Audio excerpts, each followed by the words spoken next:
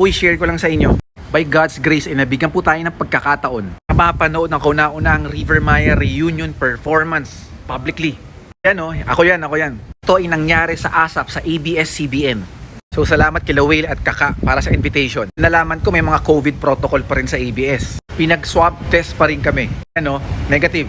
Tapos finally, nakapasok na kami sa loob ng ABS-CBN. Yung sa finally, nakapunta na kami dun sa holding area ng audience. Habang nag-aantay kami, unang bumisita si Bamboo sa mga audience. Nangamusta at namirma ng mga albums, ng mga magazines, etc.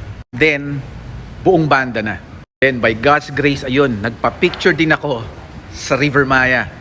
Hanggang sa tinawag na kami for the live performance. Ayan o, nandito ako. Ganyan ako kalapit. And then, yun na nga, it's showtime.